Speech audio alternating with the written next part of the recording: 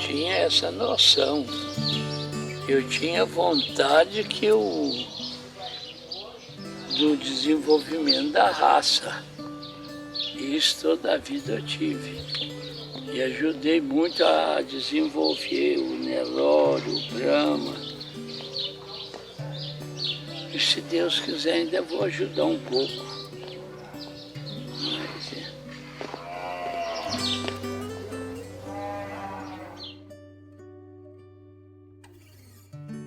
Falar de Rubico é falar de tradição, conhecimento, trabalho e dedicação.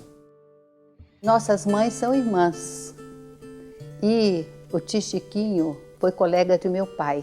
Quando ele se mudou para Uberaba, ele comprou uma fazenda chamada Cabaçal.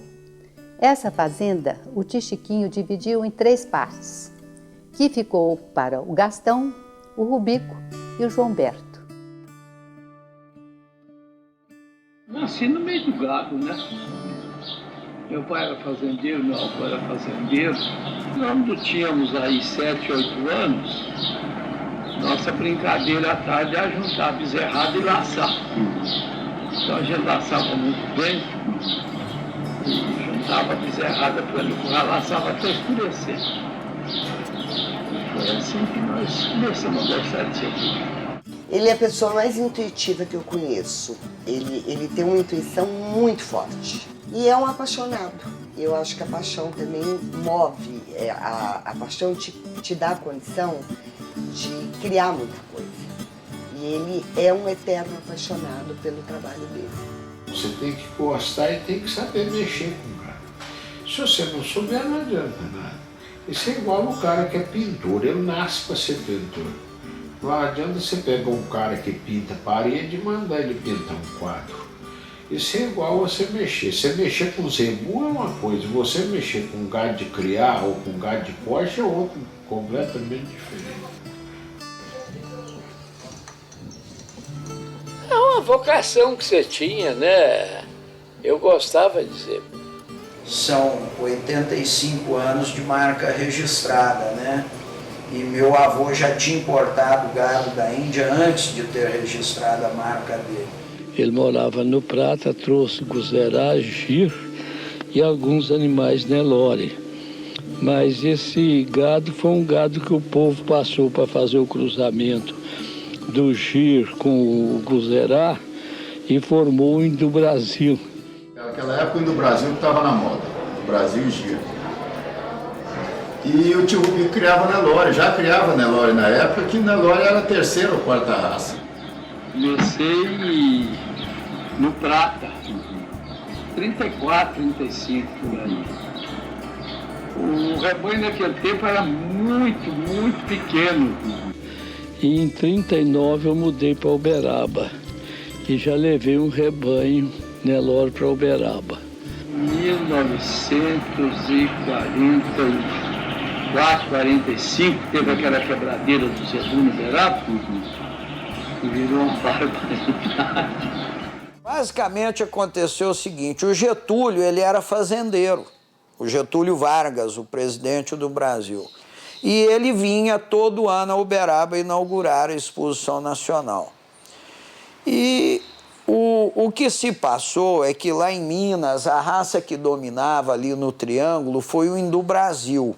O Indo-Brasil era o cruzamento de Gir com Guzerá e uma pitada de Nelore. E o pessoal olhava muito a parte racial. Eles gostavam do gado de orelha grande. E vários criadores antigos levavam a fitinha métrica no bolso para medir a orelha dos animais e compravam os animais de acordo com o tamanho da orelha. E o Getúlio foi fazer uma visita na exposição de Uberaba e um criador virou para ele e falou: Doutor Getúlio, esse animal tem tantos centímetros de orelha. Quanto é que o senhor acha que ele pode valer? Ele falou: ele vale o que ele pesar na balança. E com isso foi o começo da quebradeira do Zebu. Só que o Getúlio tinha toda a razão, porque se você cria uma raça de corte, ela vai valer o que ela produzir de carne. Claro que existe a parte racial, não pode ser esquecida, mas basicamente ela tem que valer a produção de carne dela. E aí foi um escândalo em Uberaba, e vale quanto pesar e tal, e aí ninguém mais olhava para a orelha e aí quebrou.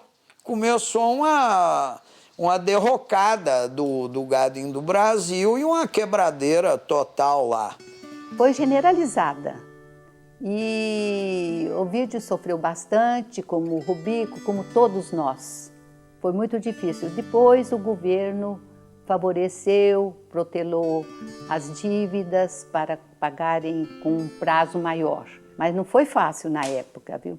As pessoas ficaram com a vida muito difícil, não tinha dinheiro, nada valia nada.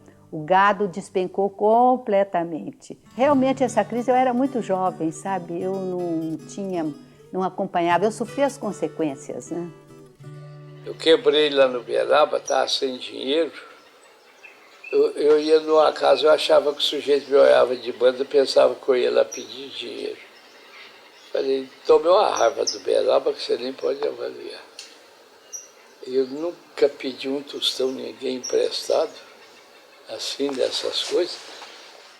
Ele teve que vender praticamente tudo que tinha, ele ficou com as terras que ele tinha em Uberaba já. Eles já tinham vindo do Prata para Uberaba. Ele ficou com poucas cabeças de gado, ele e o tio João Berto. O tio João Berto foi uma pessoa muito importante na vida do papai. Eles sempre foram os irmãos muito amigos, sócios e apaixonados por Zebu. Aí, em 48, eu resolvi mudar para cá. Eu já tinha me casado, tinha 4 filhos. E aí eu mudei para Barretos. Nós somos 6 irmãos, eu, Chico, Ado, Azeza, Bete, eu e o Rubiquinho, pela ordem.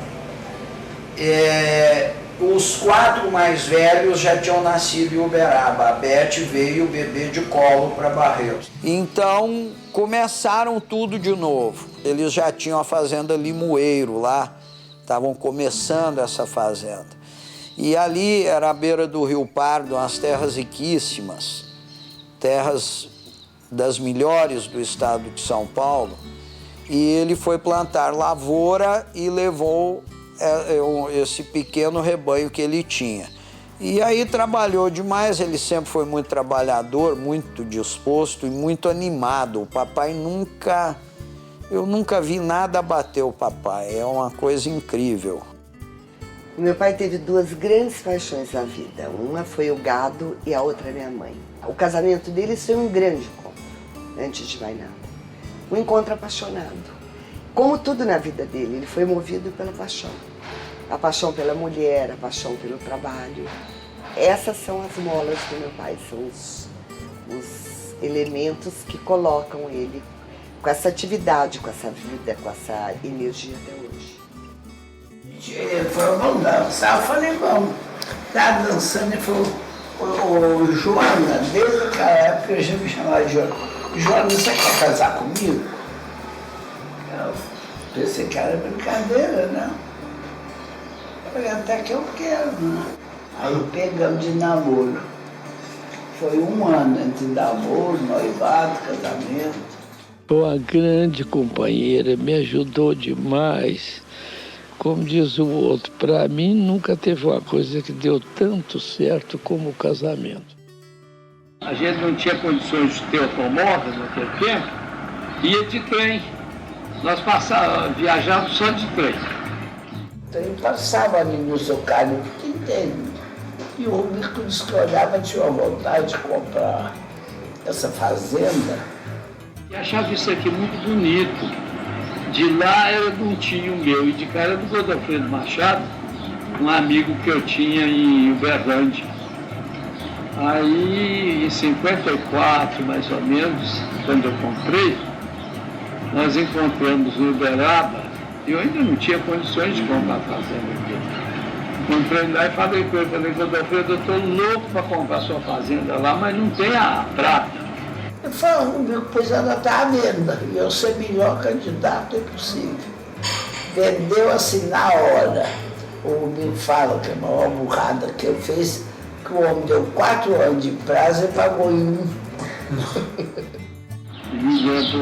Eu gostava tanto de Zebu naquele tempo, e gosto até hoje, que o primeiro dinheiro que eu ganhei na lavoura, eu empatei em Zebu. Esse período, então, de 48 a 58, eu acho que foi uma reestruturação que ele teve na vida dele. Ele trabalhou, recuperou, ganhou dinheiro,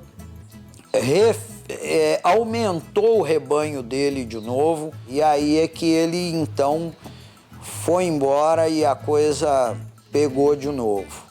Mas esse período foi um período, então, de refazer a vida. O papai foi para Goiás por volta do fim da década e comprou um mato onde não tinha ninguém ainda. Ele foi um dos primeiros mineiros ou paulistas, que naquele tempo era o pessoal que abria frentes, a chegar lá. Era uma área grande, contínua, e ele comprou, era uma região inóspita ainda, ninguém tinha entrado lá. Fica perto do Rio Araguaia, uns 10, 15 quilômetros em linha reta, e é na região de Jussara. E a primeira vez que ele foi lá, o carro não chegava lá. Ele chegou lá montado num animal, no meio da mata, e viu as terras dele. E ele negociou essa gleba de terras, e aí começou a desbravar lá essa região de Goiás. A cidade de Jussara, na época, devia ter umas 10 ou 12 casas. E a fazenda é para baixo, fica 110 quilômetros depois de Jussara. Foi uma dificuldade tremenda ele chegar lá, não tinha uma ponte, não tinham nada. Então, quando chovia, tinha que esperar as águas dos córregos diminuírem para poder passar e continuar. Então, acho que a grande coisa que levou ele para Goiás, como levou ele para o Acre também, e várias outras coisas que ele fez na vida, que ele foi pioneiro, é sempre essa busca constante de fazer coisas novas, procurar coisas novas. O papai é um homem que sempre gostou de desafios.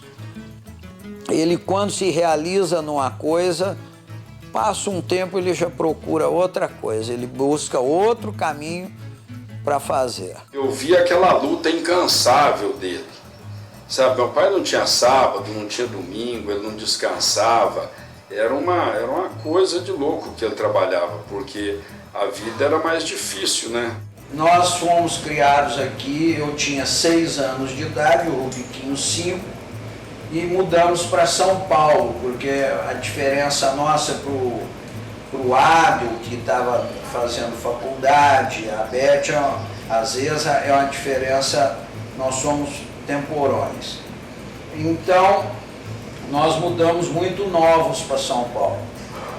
E o papai, ele ficava aqui em Barretos, cuidando das fazendas. Nessa época ele já tinha comprado Brumado, e também Goiás, que ele comprou em 1958. E então ele ficava muito tempo em Goiás. Na verdade, então ele ia pouco em São Paulo. A mamãe que tocava tudo, ela que decidia que escola que a gente ia, ela que via o que a gente estava fazendo, ela que chamava atenção. Ela fala para todo mundo que os erros e os acertos da criação de todos nós são dela. Ela assume completamente essa parte, porque, na verdade, o papai participava muito pouco, porque naquela época acho que a mulher ficava tomando conta de filho e da casa, e o homem saía para trabalhar, era o provedor, ele trazia dinheiro, aquela coisa. E ela dava conta do recado sozinha, de tomar conta da gente, de resolver as coisas e de receber o pessoal que o papai trazia aqui nessa casa, lá em São Paulo, todo lugar. Sempre tinha gente para almoçar, sempre tinha gente de fora, ela nunca via a mamãe reclamar. Porque, querendo ou não, essa liberdade que ele teve de transitar, de ir e vir, de realizar os sonhos dele, ele teve um suporte muito grande dela para isso. Ela que permitiu, de alguma maneira, ele fazer isso? A minha infância foi boa, só que eu não lembro do Rubicão na infância. Eu não via ele, eu fui criado pela minha mãe. Eu não fui criado pelo meu pai. Meu pai viajava, eu via ele igual um raio. Comecei a ver meu pai aos 7 anos de idade. Não ficava porque ele tinha que trabalhar, então não via. Igual meus meninos também não me viram. Né? Ele era um visitante importante, porque ele vinha pouco. E quando ele vinha, tudo girava em torno dele. Na verdade, ele estava fazendo uma outra coisa, que isso, agora a gente está colhendo os frutos disso tudo que a ausência dele provocou. Se ele foi ausente, ele fez uma outra coisa que foi muito bom e que é uma coisa que dá muito orgulho pra gente. Os filhos gostam muito dele, respeitam muito. O Bico é muito sério e alegre. É meu amigo, só vendo. A Índia sempre foi o sonho dos criadores de zebu. Lá é a fonte, é onde nasceu o zebu, onde as principais raças zebuínas existem. A gente via certas fotografias da Índia, de vez em quando aparecia certa publicação. E eu me lembro do gado antigo do Pedro Nunes. Eu morava no Prata ainda e fui numa excursão em São Paulo. E ele levou 10 ou 12 vacas, que depois acho que ele vendeu aí para a fazenda do Sertãozinho. Essas vacas e um touro, eu me esqueci o nome dele, eram um gole mesmo. Então eu lembrava desse gado, achava que o nosso gado tinha muita mistura. E foi o que nos fez ir à Índia. Todo mundo, quando pensa em buscar alguma alternativa, pensa em retomar uma pureza racial ou buscar algum animal muito puro, o criador de zebu verdadeiro, os antigos que conhecem, eles vão lembrar da Índia, toda vez que acontecer isso. O gado cabeceira da Índia é o melhor do mundo, na raça. Não tem gado melhor para corte. Mas é uma beleza. Já tinha o gado Nelore do Brasil. Tinha da Bahia, tinha no norte, muitos lugares. São Paulo, Minas. Mas em pouca escala. E aí resolvemos a fazer uma importação da Índia. Depois de muitos anos proibida a importação, seu Celso Garcia, ele foi na Índia em 58, comprou animais. O Juscelino abriu para o Celso trazer o gado dele, que está na Goiânia holandesa. Essa importação mexeu com o pessoal do zebu. E o papai sempre gostou muito e sempre foi uma pessoa muito atirada, sempre pensando para frente. Ele chamou o tio Neném e o tio Neném topou ir para a Índia. Eu falei com ele, se o senhor tem muita vontade de ir à Índia, se o senhor quiser ser meu sócio, nós vamos fazer uma sociedade. O senhor vai com o Francisco José, que é meu filho mais velho, e eu fico aqui mexendo os papéis aqui. Ele ficou aqui vendo negócio de dinheiro e arrumando a licença. E o tio Neném foi para a Índia para nós escolhermos o gado. Nós saímos daqui em fim de janeiro, começo de fevereiro. A Índia, em 62, ela era um país ainda muito primitivo, muito arraigado, com todas aquelas tradições. A própria locomoção dentro da Índia era difícil. As estradas eram precárias, o acesso aos lugares era difícil. Eles chegaram na Índia, não falavam inglês, não conheciam nada, nunca tinham nem... só sabiam que a Índia era lá. Nós já tínhamos mais ou menos o projeto de ir dar uma volta na Índia para depois começar a compra do gado. Aí nós fomos direto para Balnagar, onde era a terra do giro, que naquele tempo o giro era mais valorizado do que o Nelore. Chegamos lá, fomos lá no Marajá de Balnagar, fomos para todo lado lá.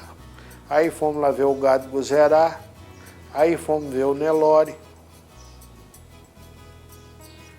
E aí fomos lá ver o gado do Seu Torres, e como Madras já é mais perto de Andhra Pradesh, de lá nós já fomos comprar o nosso gado Nelore, e o povo do Torres, eles tiveram a gentileza de autorizar nós deixar o gado junto lá com o deles. Comprei do melhor criador da Índia. Nunca tinha vendido para brasileiro. Ele deu a primeira vez para mim. Nós fomos lá para buscar o gado Ongole, porque Nelore não existe na Índia. Existe uma cidade chamada Nellore, que o gado aqui no Brasil chama Nelore, porque quando eles chegaram lá na Índia, os brasileiros, 1930, 18, não sei quando, eles faziam peão lá nessa cidade, que chamava Nellore. E aí eles compraram, aí eles puseram o nome no gado de Nelore. Aí nós fomos lá ver, fomos para Ongole, ver o gado lá, que é o gado Ongole, não existe gado Nelore. Ele é o gado que nós procurávamos, é o gado parecido com o nosso, mas com as características bem diferentes, sim. Quando nós chegamos lá e vimos o gado Ongole, e nós já tínhamos visto os gados Missouri, nós vimos que aquilo ali era uma mistura, que o gado daqui. Né? Quando foi em julho, os gados já estavam tudo comprado, em junho. Aí nós ficamos julho, agosto, setembro e outubro. 4 meses parados lá esperando sair a licença. Foi muito difícil para eles conseguir trazer esse gado para o Brasil. Porque na época quem era presidente era Jânio Quadros. O Jânio cortaram a exportação. E nós ficamos esperando. Depois, com a renúncia do Jânio Quadros, subiu como primeiro-ministro Tancredo Neves. Ele já estava para desistir. Quando entrou o Tancredo, eu falei, não, agora veio meu. Tancredo veio correligionário, muito boa. Foi lá, falou com ele, mandou abrir. Nós estávamos jogando na confiança de que o governo nos daria essa licença. Eles com certeza sofreram muito, mas conseguiram o objetivo deles, porque eles foram na região do Nelore e compraram o que tinha de melhor. Eles foram no Gir, compraram o que tinha de melhor, foram no Guzerá, compraram o que tinha de melhor. Escolhendo um por um, apartamos, tudo pagando e recolhendo lá onde eu pus. Depois de lá, fizemos o embarque no navio. E um gadão danado. E chegou em Noronha, tinha que desembarcar o gado. Nós já chegamos fora da temporada de desembarcar, porque o mar já estava bravo. Então chegou lá em Noronha, tinha que pôr o gado dentro de uma chata lá. Mas a chata não tinha cerca, não tinha nada, nós amarramos umas cordas na chata, assim. Pegava e descia o gado na escada do navio e amarrava lá para descer. Só que o mar estava muito bravo, quando chegou onde quebra a onda, a roda da chata girou em falso e a chata deu uma gangorrada assim. Caiu uma vaca do Torres dentro d'água. E o resto do gado ficou aquele rolo, arrebentou as cordas tudo. Aí eu pulei dentro d'água, encostei na vaca, virei a cara dela para a terra, peguei no rabo dela e me levou para lá. O Ministério ajudou, só que puseram uns entraves. A quarentena deles durou 8 meses. Não tinha o abastecimento, foi o mais precário possível. O governo ficou encarregado, não quis. Aí depois eles foram mandar comida e perderam 2.000 sacos de ração no desembarque. Aí desceu a comida lá, mas não dava pro gado. Aí acabou a comida. Eles tiveram que... Aí eu já não dava mais lá, mas eles tiveram que comprar bananeira, mandiocal, tudo que tinha lá em Noronha que gado comia, eles compraram dos outros. E nosso gado estava morrendo, fazia 2 meses que não tinha comida. Ia naquele avião no Búfalo, ia pro gado. Nossa, e do Celso Garcia, eram 300 e tantas ou 400 cabeças que estavam lá. Na 62 trabalhou com o senhor Rubico, o senhor Celso Garcia, o senhor Torres já fez, e ajudou muito a melhorar o gado do Brasil. Essa importação foi a grande importação que houve da Índia, a importação que realmente mudou o caminho da pecuária. E mudou a história da raça Nelore. O Nelore que veio da Índia não era o que nós tínhamos aqui. Era outro Nelore. E essa importação, agora eu estou falando, quem fez, fez, quem não fez, não faz mais. Ela nunca mais teve outra. Foram muito esforçados, muito trabalhadores, dedicados e cheios de esperança que o Nelore e o gado brasileiro se tornasse o que é atualmente. A importância da nossa pecuária no mundo, né? Não só no Brasil. O Brasil pode dizer o que virou esse Nelore que nós trouxemos da Índia. Hoje temos o maior rebanho do mundo de Nelore, tudo descendente desse gado, porque o que tinha aí eles cruzaram com o nosso gado. O boi que pesava 12, 13, 14 arroba, passou a pesar depois que nasceram os filhos e engordaram, passou para 17, 18 arroba. Esse gado nosso que veio é o gado pesado, o gado antigo não é tão pesado, é mestiço, né? Mudou completamente o estilo do gado de corte. O gado do Brasil não é um gadão. Um gadão extraordinário. O melhor gado do mundo.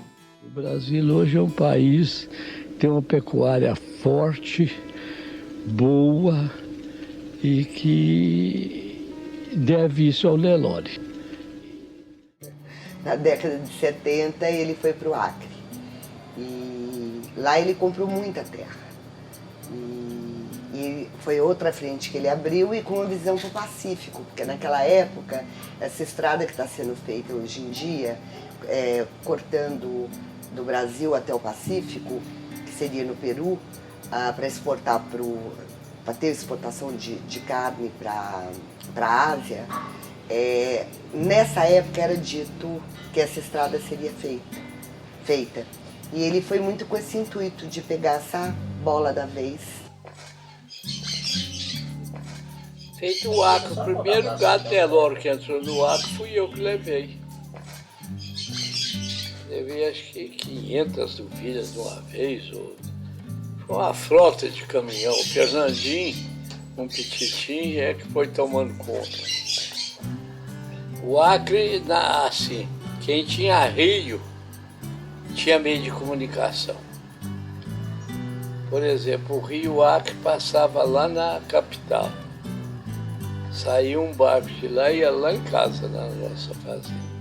Você ajustava, ia, fazia sortimento, fazia tudo. Foi um grande negócio que nós fizemos, mas nós tivemos o azar de ter comprado a fazenda onde nasceu o Chico Mendes. Então, aí você imagina o problema social que nós tivemos lá, né? Nós tivemos que vender uma fazenda que valia muito, de tanto trabalho, de tanto problema, nós vendemos ela praticamente de graça para poder sair do negócio. Enfim, eles tiveram uma sorte de problemas lá. Ele resolveu comprar uma fazenda nos Estados Unidos, porque ele queria levar o Nelore para os Estados Unidos. Eu sou um homem que ando. Eu fui em exposição nos Estados Unidos. Eu analiso a situação, analiso tudo. Queria botar meus filhos para conhecer o primeiro mundo, morar lá pelo menos 1 ano ou 2. O Biquinho morou lá no... O mundo não é isso só onde nós vivemos, não. Esse aqui é o mal de 90% do povo. Ele a vida inteira foi um matuto. Ele abriu frentes, né? Ele abriu em Goiás, ele abriu no Acre. Aí ele foi para os Estados Unidos sem falar uma palavra de inglês. Quando ele vendeu o Acre em 86, ele quis fazer um investimento nos Estados Unidos. E aí ele pediu que eu fosse para lá, se eu iria para lá para tocar um negócio. E eu aceitei, fiquei 9 anos nos Estados Unidos. O Rubiquinho, meu irmão mais novo, morou lá e ele fez um trabalho de relacionamento lá muito importante. Ele ficou conhecendo os maiores criadores de Brahma do mundo, fez uma amizade profunda com eles, e o meu pai é muito respeitado lá, eles gostam muito dele. A Ásia queria importar zebu, e o Brasil, a parte de higiene não dava para exportar. Ele decidiu levar o Nelore para o Texas, porque ele achou que de lá, esses outros países, onde tem as raças zebuínas, iriam todos comprar da gente. Mas nunca consegui gado para a Austrália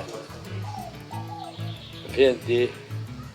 Eles não quiseram o Nelore, o americano não aceitou o Nelore, ficou só com o Brahma, e eles também preferiram o Brahma do que o Nelore. Eles arranjaram todo tipo de empecilho, porque o americano realmente não aceita, e ele então viu naquilo, ele viu uma brecha do Brahma. Ele já engatou no Brahma, e nós fomos criando esse Brahma. Ele era mais ou menos o zebuíno que ele idealizava. Você entendeu? Aquela carcaça. O Brasil era como se fosse uma ilha cercada de Brahma por todos os lados da América do Sul. Todos os países da América do Sul tinham Brahma, e no Brasil era proibida a importação de Brahma. Então meu pai chegou lá e comprou o Brahma. Nós compramos quase 200 fêmeas Brahma. Quando nós fomos usar a inseminação, os americanos não vendem sêmen dos touros top, como nós fazemos aqui no Brasil. Lá não existe uma democratização da genética. Então nós não tivemos acesso aos melhores touros. E como ele a vida inteira, ele acredita em genética de ponta, ou você faz o melhor em genética, ou você não faz. Nós tínhamos sêmen de touro Nelore. Ele falou, cruza essas vacas Brahma com touro Nelore. Quando os primeiros bezerros nasceram, eu liguei para ele, falei, pai, nasceu um animal diferente aqui, totalmente diferente. É um bezerro que tem a característica do Nelore e a musculatura do Brahma. O senhor precisa de ver que coisa interessante. Não demorou uma semana, ele pegou um avião e foi para os Estados Unidos. Quando ele chegou lá, eu lembro direitinho dele falar, a bezerrada já estava grandinha, eu lembro direitinho dele falar, esse animal, esse cruzamento do Brahma com o Nelore, vai ser o futuro da pecuária de corte dos países tropicais. Eu falei, por que o senhor diz isso? Ele falou, porque ele é tão bom quanto o Nelore e ele é tão bom quanto o Brahma. Ele foi um casamento perfeito. Ele falou, o dia que abrir a importação para o Brasil, eu vou levar esse gado para o Brasil. Eu sei que os neloristas vão até me criticar, mas eu vou levar esse gado para o Brasil, porque esse gado vai ajudar muito a pecuária brasileira. Ele foi o primeiro importador. Quando veio a primeira importação, ele já trouxe uns animais. Mas eu acho que ele não tinha noção da responsabilidade dele. O criador que trouxe um gado da Índia, que fez essa mudança na pecuária brasileira, e ele traz uma raça nova para o Brasil, ele tinha uma responsabilidade muito grande, isso não podia dar errado. E depois que o gado chegou no Brasil é que eu acho que ele sentiu o peso da responsabilidade que ele tinha fazendo isso. Nós não conhecíamos o Brahma, ninguém falava em Brahma aqui, eles riam da gente. E, no entanto, o Brahma entrou aí, que vai ser uma barbaridade agora. Ele se jogou nisso, abraçou a coisa, e o Brahma hoje é a raça zebuína que mais cresce no Brasil. É a segunda raça zebuína em venda de sêmen, é a segunda raça zebuína em venda de animais em leilão, em um período de 11 anos, é um período muito curto. E ele lutou muito por isso e conseguiu mais uma vez. Ele já estava com outra visão. era de melhorar a pecuária brasileira, de pôr mais musculatura no gado, falando num contexto geral. Eu estou muito satisfeito com o resultado do programa que eu estou fazendo com o gado. E acho que isso vai dar muito certo, vai fazer um gado muito pesado. Os filhos dessas vacas de 2 anos e meio estão tudo dando uma base de 20 arroba, 20, 21. E eu estou satisfeitíssimo com o resultado. Ele é um homem atento a essas oportunidades. A DI não dá certo, mas dele pegar, dele reverter essa coisa e em vez de virar um exportador, ele virou um importador mais uma vez. Ele sempre arruma um outro sonho. A hora que o sonho americano do Nelore não deu certo, ele criou o sonho do Brahma no Brasil. Brahma aqui, ó, vai dar uma surra no americano que não pode, nem tem jeito de falar. É, ué. Vai dar, não porque nós estamos comprando deles, porque o clima é melhor para o gado do que lá. Meu avô, o Rubico, sempre foi pioneiro. E o papai, de uma certa maneira, foi um pioneiro na parte comercial do gado, que o gado era vendido de uma forma muito informal, no boca a boca, entre os fazendeiros. E na década de 70, ele e o tio Gerson abriram a Remate, uma das primeiras firmas de leilão do Brasil, que eles mudaram comercialmente toda essa venda. O Ado, meu irmão, ele era advogado, formado em advocacia e administração de empresas, mas o Ado não gostava da profissão de advocacia. E ele também não gostava muito de fazenda. Ele era um ótimo fazendeiro, ele era um empresário rural, vamos dizer. As coisas dele muito organizadas, tudo, mas ele não era um cara que vivia uma fazenda, que curtia uma fazenda. O Ado era um cara bem urbano. Mas ele gostava de todo o negócio que envolvia a agropecuária. E ele gostava muito de pecuária seletiva. Então ele criou o leilão Brumado. Foi uma criação dele junto com a Remate. Ele fundou a Remate, o primeiro cliente dele foi o leilão Brumado. Como foi feito na importação, que foram os melhores criadores que foram fazer importação na ilha, no leilão também teve sorte de ser os melhores criadores que iniciaram o leilão. Ele fez o primeiro leilão dele, ele tinha 58 anos. A importância desse leilão, primeiro eu acho que é isso. E segundo, a evolução do rebanho e a qualidade do rebanho dele. Você tem que ter gado bom e credibilidade. Se você tiver só um, se você tiver só gado bom, você não faz leilão. Se você tiver só credibilidade, você não faz leilão. Você tem que ter os dois. Se não for o único, é um dos únicos leilões que acontece isso, os fazendeiros de 30 anos atrás, os criadores de 30 anos atrás, que vinham aqui comprar, vários deles já faleceram. Mas os filhos deles vêm no leilão Brumado e são clientes nossos até hoje. Então esse respeito pelas pessoas, pelos clientes dele, pelo mercado, é um ensinamento muito grande que ele deu para a gente ao longo desses 30 anos de leilão. O tio Rubico, a pecuária nacional deve muito a ele, mas muito mesmo, pela coragem e pela capacidade, né, que ele teve de fazer um tipo de Nelore sem esquecer da raça, fazendo essa carcaça que diferencia o gado dele, né, dos outros, e nunca esquecendo da parte racial.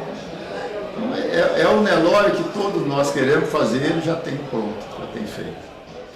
O gado hoje nós pusemos muito mais peso, muito mais precocidade, o gado tem muito mais carne, diminuiu a idade de abate. Antigamente o boi morria de 4 anos, hoje está morrendo o Nelore de 2,5. Então a diferença é muito grande. Ele gosta de coisas novas, ele gosta de tecnologia, apesar dele não acompanhar o dia a dia, mas ele acha isso importante, ele sempre achou. Tudo que teve dentro do Zebu, as evoluções que tiveram dentro do Zebu, ele sempre acompanhou, né? Ele nunca ficou para trás. A inseminação artificial aqui no Brumado começou em 68, foi uma das primeiras fazendas. A TE, a transferência de embriões, em 1980. Ele é uma pessoa muito moderna. Por exemplo, FIV, a fertilização in vitro. O professor Reizildo da USP montou um laboratório de pesquisa e falou comigo se eu queria trabalhar com FIV e tudo, que era uma coisa nova, moderna e tal. E eu vim e falei com ele na hora, mas na hora, sem titubear, falou, vamos mexer com isso. E ele foi o primeiro criador que trabalhou com FIV em escala comercial. Os touros antigos nossos, exemplo do Curupati, do Himalaia principalmente, do Guamedabá, são touros que ainda são usados hoje em dia, são touros que já morreram há muitos anos, e eles ainda são usados hoje e estão produzindo hoje animais considerados modernos. Então, quer dizer, um touro que ele produziu há 30 anos atrás, quase, que já morreu, que o sêmen ficou congelado, esse touro hoje vale uma fortuna, o sêmen dele, porque é considerado um animal moderno hoje. Isso é uma contribuição muito grande.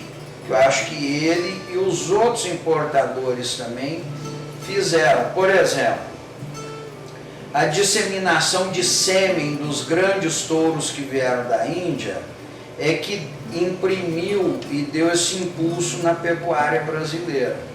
Se eles quisessem trancar essa genética, não vender sêmen, não passar essa genética numa condição mais barata, que no caso foi o sêmen na época, eles iriam vender os filhos do Godavari, o filho do Taj Mahal, no caso do Tio Nenê, o filho do Carvard, no caso do Torres, e seriam poucos animais. Isso aí, obviamente, teria dado outro efeito na pecuária brasileira. A inseminação democratizou o Zebu. Ela deu acesso para todo mundo fazer. Eu lembro quando veio os touros da Índia, que não existia inseminação, lá no Papai, no seu touro, tinha gente que ficava lá em Barretos uma semana no hotel esperando nascer um bezerro de uma vaca para comprar. Aí eu vinha cá e queria comprar bezerro. Eu falei, quem chegar primeiro leva. Aí vinha ficar no hotel esperando nascer bezerro. Aí depois que teve a inseminação, todo mundo teve acesso a esse sêmen. Então já foi melhorando o gado em grande quantidade e foi dando oportunidade para todo mundo. Hoje o Nelore é o que é o Nelore no Brasil, e o Brasil é o maior produtor de carne do mundo, em função dessa abertura que eles tiveram. Eles não quiseram trancar nas mãos deles essa genética. Então ele sempre procurou a tecnologia de ponta e a multiplicação dos melhores animais. Antes de começar a criar, que eu comecei há 34 anos, eu já vinha nos leilões do Rubico e já era um admirador do Rubico, do gado dele e do trabalho que o Rubico faz. O Rubico é para nós assim não é uma lenda, porque o Rubico está aí vivo e forte, graças a Deus, né? Mas é realmente um criador excepcional, que a gente tem uma satisfação muito grande de procurar seguir os caminhos do Rubico. Ele tem tamanha paixão pela raça, pelo aquilo que ele faz, pelo todo o desenvolvimento do Nelore, que transmitiu para mim um pouco disso. E por isso que eu sou uma apaixonada pela raça. Nós temos todas as vantagens de competir com qualquer raça no Brasil. Temos clima bom, pastagens ótimas, e o Nelore se adaptou de tal maneira no Brasil que só nos falta fazer um traseiro melhor, dar mais precocidade, que o que vale, meu filho, na hora de apurar o dinheiro é a carne, a quantidade de carne que o animal produz. E o animal novo, o Nelore, tem capacidade para dar boi de 2 anos com 18, 20 arrobas, como qualquer uma outra raça europeia. O brumado tem soltado doadoras de embriões aí para os 4 cantos do Brasil, sêmen dos nossos touros, vendendo em grande quantidade aí para todo o Brasil. Continua então o brumado sendo um dos, ele é considerado um dos pilares do Nelore no Brasil. Eu acho que ele cria um amor assim muito grande pelos animais dele. Aquilo é uma coisa, é amor mesmo, não é que ele não vê o animal só como uma fonte de lucro para ele. Ele se apega ao animal, entendeu? E aquilo passa a fazer parte da vida dele. Você vê no México, por exemplo, agora existe um troféu do grande campeão e a grande campeã Nelore, da Nacional de Nelore do México. O nome desse troféu é Dom Rubico Carvalho. Isso é um reconhecimento, é uma coisa, às vezes podem achar que boba, mas não é. E hoje ele é reconhecido no México. E conhecido, onde tem pecuária no mundo, ele é conhecido, as pessoas conhecem ele. Na Austrália, na América Central, na América do Sul toda, nos Estados Unidos ele tem um relacionamento e é muito respeitado nos Estados Unidos. Isso mas é bondade do povo, se a gente tem alguma coisa disso, desfruta. É bondade dos amigos, dos conhecidos, dos criadores. O que eu fiz, qualquer um faz. Ué. A coisa que ele mais gosta realmente é de desafio. Inclusive tem uma característica dele que eu vejo de uma maneira muito diferente dos meus irmãos, que eles falam, a vida dele foi uma luta, a vida dele foi muito dura, foi para a visão de quem está de fora, para ele nunca foi. Aquilo era uma adrenalina pura para ele. Foi o que, todo esse fluxo de vida que ele tem, esse movimento de vida que ele tem, é através desse nível de desafio. Obviamente, com o passar do tempo, as responsabilidades vão aumentando, mas ele está ficando mais idoso, mas nada disso impede que ele sempre esteja acompanhando e orientando. Ele anda na fazenda todo dia, ele anda no brumado, ele está aqui, ele pega o jipe dele e roda ela todinha. Onde você falar que tem o Nelore, tem o Rubico. Não tem onde não ter ele. Hoje você vai num leilão, você abre qualquer catálogo, você vai achar que ou ela é neta de uma vaca do brumado, ou ela é filha de um touro do brumado. Ela é sempre alguma coisa desse jeito. Ele conseguiu espalhar a genética do gado dele de uma maneira incrível, eu acho. Papai virou uma lenda na história do zebu, do gado, entendeu? E ele sempre foi a mesma pessoa, simples, do mesmo jeito, ele nunca mudou. Para começar da roupa que ele veste, ela é simples, a maneira dele comer, a maneira dele viver, a maneira dele agir. Essa simplicidade dele é que encanta a gente, porque ele é um homem muito... ele é ele mesmo. Não importa quem esteja ao lado dele, ele é o Rubico Carvalho. Com a botina velha, rasgada, com o chapéu furado, pode chegar o presidente da República, o Papa, ele é o Rubico Carvalho. É um homem de personalidade. E aqui nas fazendas, eu acho que ele fica aliviado, ele fica muito mais à vontade do que num escritório, numa cidade grande e tudo. Aqui na fazenda é o lugar dele. Ele é um homem que lutou muito na vida e que conseguiu fazer muita coisa boa. Ele vai deixar um legado muito grande não só para a minha família, mas para a pecuária brasileira, para a pecuária do mundo inteiro.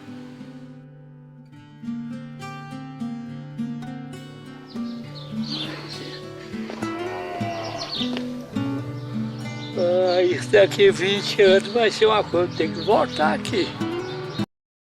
Não sei de que jeito, mas vou voltar.